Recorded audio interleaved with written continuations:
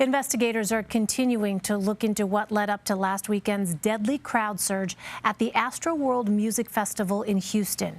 8 people were killed, including 2 teenagers. Hundreds more were injured. 2 victims remain in critical condition, a 22-year-old college senior and a 9-year-old boy. CBS News correspondent Lilia Luciano has the latest on the investigation from Houston. Before the chaos, there was this photo. 9-year-old Ezra Blunt with his dad outside Astroworld Festival. Ezra was on his father's shoulder as Travis Scott performed, and the crowd surged. My son couldn't breathe because of all the pressure that was being applied to him, and he passed out. And when he passed out, Ezra fell into the crowd, and he was trampled really bad. He remains in a medically induced coma on a ventilator. 8 died that night. Homicide and narcotics teams from Houston PD are leading a criminal investigation. This is an Astroworld Festival action plan.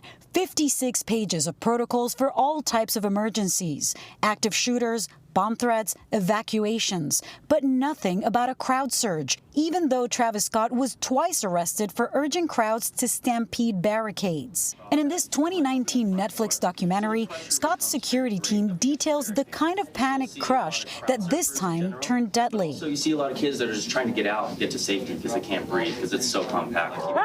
In this close-up video, trampled fans are screaming for help as Travis Scott continues to play. Only 2 people had the authority to stop the show. Add a breakdown in communication, with fire and police unable to communicate with private medics hired for the event. Investigators are combing through the concert site, examining fences aimed at crowd control, which, as the crowd surged, became death traps. Attorney Benjamin Crump represents the family of Ezra Blunt. He has severe brain damage, severe kidney damage, severe liver damage. It's going to take a miracle. And Lilia Luciano joins us now from Houston with more. So, Lilia, you mentioned the 56-page event operations plan Astroworld filed with the city before the event. What do we know about what was in and what was not in that plan, and how could that factor into the investigation? Well, Elaine, the big deal is what was not in, because what was in was a range of scenarios, anything from natural disasters to active shooter situations to traumatic injuries that could lead to death. What wasn't, and even riots, which perhaps the way to deal with that could be similar to how you would deal with a crowd surge. What wasn't in it was the idea that there could be a crowd surge. And given the artist, given that this is Travis Scott, who's known to have had incidents in the past where he's been actually charged for inciting people to break through barriers, to overcome security, it seems odd and it seems surprising that they wouldn't have a plan in place. There's also, questions about once there's an issue like this one, once there are deaths, once there's a serious emergency like this, there were some plans in place, but why weren't those implemented? Why did it take 40 minutes between the time that a mass casualty event was declared until Travis Scott finished his set? And part of that has to do with communication. We know that the fire chief has said that there wasn't communication between the fire department outside and first responders outside and the people who were hired and contracted privately to provide emergency management services. So it's all about organization, and that's going to play into the investigations having to do with the lawsuits. There's also, of course, a criminal investigation involving narcotics, involving homicide, and we know that the FBI is also assisting with technical aspects of the investigation. And Lilia, Houston's fire chief said Tuesday that Travis Scott and Live Nation, the festival's organizer, should have stopped the performance when they realized members of the crowd were in danger. Have representatives for Scott or Live Nation responded to the chief's criticism? Both sides have said that they are cooperating with authorities. One thing that was in this report is how to deal with possible liabilities when there is an incident like this. So, of course, everybody kind of goes to their corner, issues a statement. We know that Travis Scott has said he's devastated, that he's going to cover the funeral expenses for the deadly victims, that he's partnered with an organization to provide online mental health services to people in need, to people who were traumatized by the experience.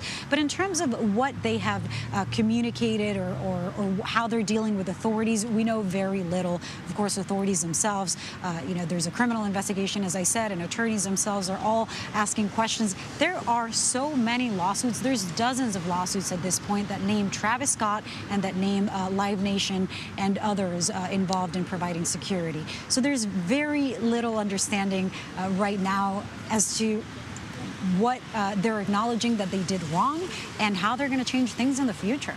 At the same time, there are calls for an outside agency to take over the Astroworld investigation from the Houston police because of potential conflicts of interest. How is the department responding, and could the department be held liable in any way for what happened? Right now, the department is focusing on their criminal investigation. They've talked a lot about the fact that there may be narcotics involved in what went wrong. What we know from witnesses is that people were trampled, that people were hurt, suffocated. We know that this has happened in the past. In fact, in a 2019 documentary starring Travis Scott, there's a security team before one of the events of his tour, before one of the concerts, talking about how people would run out of air and how to get out of the crowd and out of the way of crowd surfers and the mosh pit. So we understand that this is something that tends to happen. Right now, police keep talking about, the autopsies and what role narcotics could have played. They've played up or talked about the allegations of a security guard who had to try to intervene and allege that he had been injected with something and felt a needle in his neck and how he had to be resuscitated with Narcan. We do know from the fire department, from the fire chief, that many people were treated with Narcan.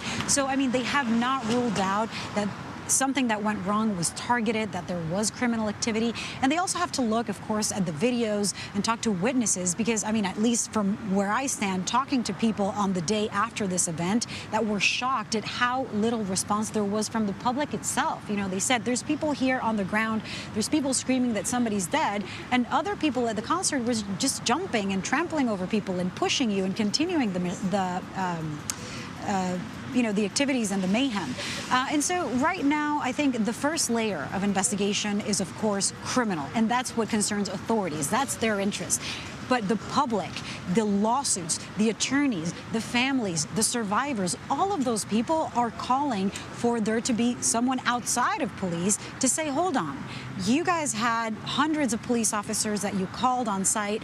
The chief of police admitted that he met with Travis Scott before the event and talked to him about his concerns. How come this still happened?